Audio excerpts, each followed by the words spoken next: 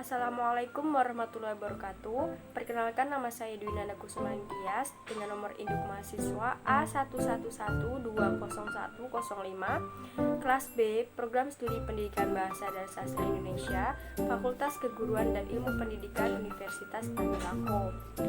Video ini saya buat bertujuan untuk memenuhi tugas ujian akhir semester dari Bapak Dr. Agustan SPD MPD selaku dosen pengampu mata kuliah teori prosa dan fiksi drama. Adapun tugas yang diberikan berupa tanggapan atau komentar saya mengenai artikel yang membahas tentang pembelajaran teori prosa dan fiksi drama. Dan saya mengambil sumber artikel di internet yang berjudul Makalah Prosa Fiksi dan Drama Tugas Materi Kuliah yang diunggah pada tanggal 28 September 2015 oleh blog tugas kuliah 15.blogspot.com. Tentu saja bisa kita tebak bahwa artikel tersebut berpegangan pada makalah. Oke, baik, langsung saja. Dalam artikel tersebut dikatakan bahwa pengetahuan tentang kesusastraan merupakan hal yang wajib sebagai bekal bagi calon guru bahasa. Nah, khususnya bahasa Indonesia, karena hal tersebut termasuk keterampilan dasar yang harus dimiliki. Berapresiasi sastra ini dapat menambah pengetahuan, wawasan, kesadaran dan kepekaan. Perasaan sosial dan religinya akan terasa, dan kemudian akan timbul penghargaan dan rasa bangga terhadap sastra Indonesia sebagai hasanah budaya dan intelektual manusia. Prosa, fiksi, dan drama merupakan objek kajian kesusastraan yang harus kita pahami. Dengan demikian kita dapat menganalisa, mengapresiasi, dan membuat karya prosa, fiksi, dan drama. Nah, memang pada dasarnya bekal pada kesusastraan ini sangat dibutuhkan bagi calon guru, khususnya calon guru bahasa Indonesia, karena kita harus mampu menguasai pengetahuan kesusastraan dengan baik.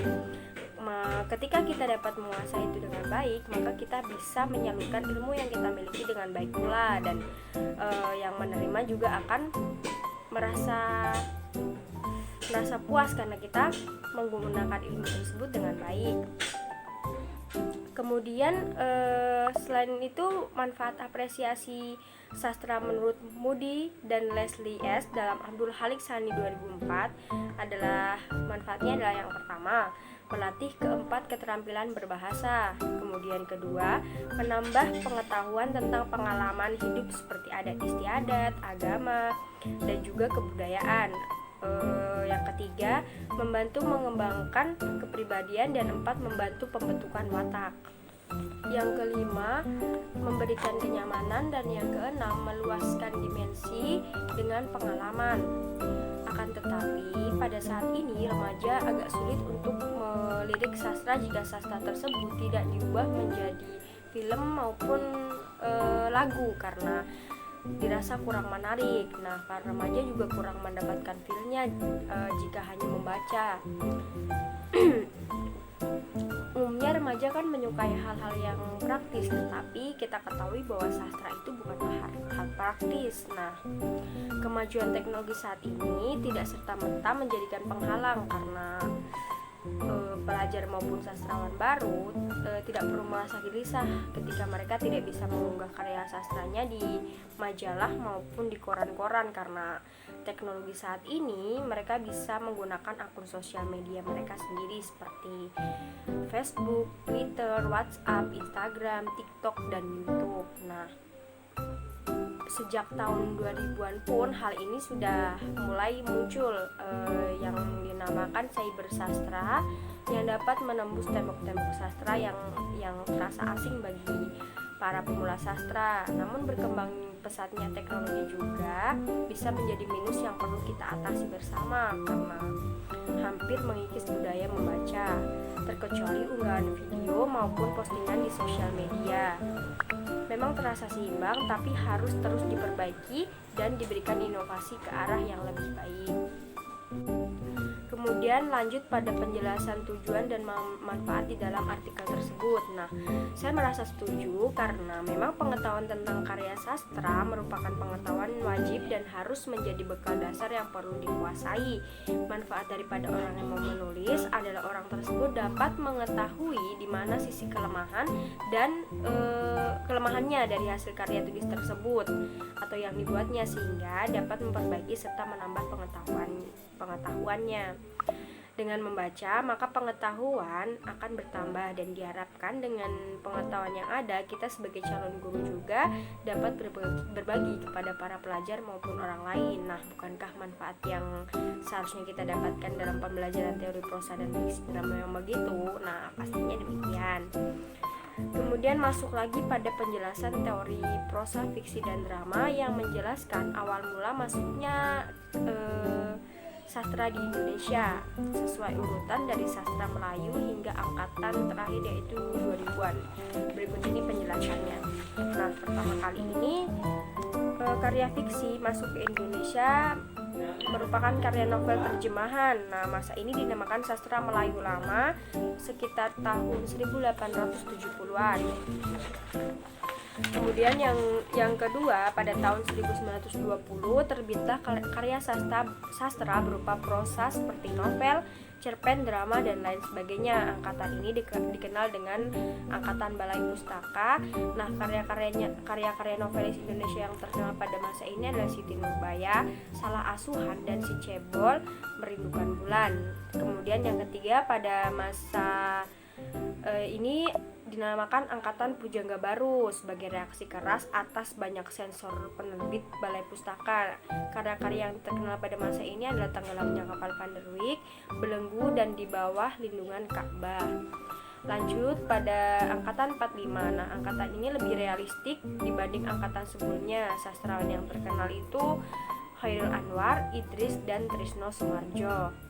Kemudian yang kelima, angkatan 1950 sampai 1960. Nah, ciri karya sastra dari angkatan ini didominasi oleh cerpen dan puisi. Pada angkatan ini muncul gerakan komunis di kalangan sastrawan yang bergabung dalam lembaga kebudayaan rakyat atau Lekra yang berkonsep sastra realisme sosialis. Karya yang terkenal pada masa ini adalah Mukhtar Lubis, Ramadan KH, dan W.S. Rendra. Berikutnya yang keenam, angkatan 1966 sampai 1970 yang karya sastranya menganut aliran surrealis, artikel, dan absurd. Sastrawan terkenal pada masa ini adalah Taufik Ismail, Umar Khayyam, dan Titis Basino. Yang ketujuh, pada dekade berikutnya ini karya sastra lebih didominasi oleh roman. Nah, angkatan ini dinamakan angkatan 1980 sampai 1990. Sastrawan terkenal pada zaman ini adalah N. Hadini dan Pipit Senja. Dan berikutnya adalah angkatan reformasi. Nah, pada masa ini banyak karya sastra berupa novel, cerpen, dan puisi yang bertemakan sosial dan politik. Dan yang terakhir angkatan 2000-an. Nah, yang terkenal di masa ini adalah Andrea Hirata. Data dalam artikel tersebut sesuai dengan sumber e-book dari aplikasi Ipusnas yang berjudul Periodisasi Sastra Indonesia karya Justina Budi Artiati yang ber-ISBN 97892833584. Lanjut pada pengertian prosa di dalam artikel tersebut. Pengertian prosa diambil dari Kamus Besar Bahasa Indonesia, yaitu prosa merupakan karangan bebas yang tidak terikat oleh kaidah-kaidah yang terdapat dalam puisi. Nah, saya menambahkan dengan pengertian prosa menurut beberapa ahli. Nah, pengertian prosa menurut Henry Guntur Tarigan 1995 adalah karya sastra fiksi yang bersifat realistis atau realitas, bukan bersifat aktualitas. Dan kemudian menurut Herman T. Waluyo, prosa merupakan karya fiksi yang dibagi menjadi tiga, yaitu roman, novel, dan cerita pendek ataupun cerpen. Prosa sendiri terbagi atas dua, yaitu prosa lama dan prosa baru. Prosa lama ini umumnya tidak diketahui pengarangnya karena diturunkan dari generasi ke generasi atau warisan dari leluhur. Sementara prosa baru diketahui karena Prosa baru ini termasuk prosa pada zaman sekarang yang pengarangnya pun diketahui dengan pasti atau biasa mereka mencantumkan nama mereka. Nah, kemudian pada penjelasan fiksi, fiksi ini sebuah prosa naratif yang bersifat imajiner. Meskipun imajiner, sebuah karya fiksi tetaplah masuk akal dan mengandung kebenaran yang dapat mendramatisasikan hubungan-hubungan antara manusia. Nah, dalam KBBI ini, fiksi adalah cerita rekan atau dapat dikatakan sebuah hayalan. Drama. Nah, lanjut pada drama. Drama memiliki dua unsur intrinsik dan unsur ekstrinsik. Unsur intrinsik adalah unsur yang membangun sebuah drama itu. Kemudian unsur ekstrinsik adalah unsur yang berada di luar drama, namun berkaitan dengan cerita drama tersebut. Dan menurut KBBI, drama merupakan komposisi syair yang diharapkan dapat menggambarkan kehidupan dan watak melalui tingkah laku atau dialog yang dipentaskan. Nah, macam-macam drama itu ada tragedi komedi, dan pantomim. Di dalam artikel tersebut dijelaskan ada dua metode yang digunakan dalam proses pembelajaran teori prosa fiksi dan drama. Yang pertama yaitu metode ceramah.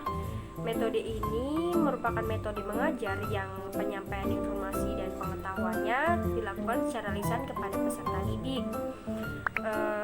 Yang pada umumnya peserta didik akan mengikutinya secara pasif. Metode ini bersifat terpusat sehingga menghasilkan komunikasi yang searah. Penggunaan metode ceramah dalam pembelajaran ini sebenarnya cukup efektif, tetapi dapat pula menjadi tidak efektif apabila penyampaiannya monoton atau membosankan. Ini terjadi ketika guru terlalu lama berbicara sehingga siswa kehilangan konsentrasinya. Untuk itu, guru perlu lebih interaktif seperti menyisipkan cerita-cerita humor atau cerita-cerita pengalaman hidupnya agar siswa tidak merasa bosan. Kemudian yang kedua, metode diskusi. Nah, metode diskusi ini merupakan metode pembelajaran yang menghadapkan peserta didik pada suatu permasalahan. Tujuan metode ini adalah untuk memecahkan permasalahan, menjawab pertanyaan, menambah dan memahami pengetahuan siswa serta membuat keputusan.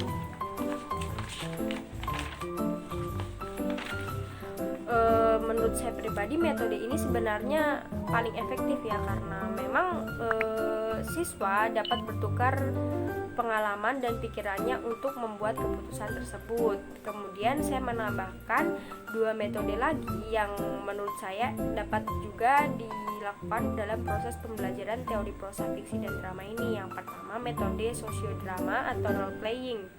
Metode ini terkait dengan aksi kegiatan-kegiatan sosial dan drama, atau dapat dikatakan pembelajaran dilakukan melalui interaksi secara langsung dan mempertunjukkan suatu keadaan atau peristiwa yang ada melalui interaksi sosial. Kemudian yang kedua, metode simulasi yang merupakan metode pelatihan yang memperagakan sesuatu berbentuk tiruan yang mirip dengan keadaan sesungguhnya. Ini dilakukan untuk memahami konsep, prinsip, dan keterampilan tertentu. Saat ini pembelajaran di sekolah lebih mengarah kepada keaktifan siswa, karena memang ini sesuai dengan K13, di mana K13 ini memiliki 14 prinsip. Yang pertama, peserta didik difasilitasi untuk mencari tahu. Kemudian yang kedua, peserta didik belajar dari berbagai sumber belajar. Ketiga, proses pembelajaran menggunakan pendekatan ilmiah. Keempat, pembelajaran berbasis kompetensi. Kelima, pembelajaran terpadu. Yang keenam, pembelajaran yang menekankan pada jawaban divergen yang memiliki kebenaran multidimensi. Ketujuh, pembelajaran berbasis keterampilan aplikatif. Ke-8, meningkatkan keseimbangan, kesinambungan, dan keterkaitan antara hard skill dan soft skill. Kemudian yang ke-9, pembelajaran yang mengutamakan nilai-nilai dengan memberi keteladanan. Kemudian yang ke-10, pembelajaran yang berlangsung di rumah, di sekolah, dan juga di masyarakat. Dan yang ke-12, pemanfaatan teknologi informasi dan komunikasi untuk meningkatkan efisiensi dan efektivitas pembelajaran. Yang ke-13, pengakuan atas perbedaan individual dan latar belakang budaya kepada peserta didik. Dan yang ke-14, suasana belajar menyenangkan dan juga menantang. Nah, telah rampung sedikit argumentasi saya mengenai artikel yang saya ambil. Tentunya masih banyak sekali kekurangan di dalamnya sesuai kurangnya ilmu yang saya miliki. Semoga video yang saya buat ini dapat memberikan pengetahuan bagi saya sendiri. Terima kasih. Wabillahi taufiq wal hidayah. Wassalamualaikum warahmatullahi wabarakatuh.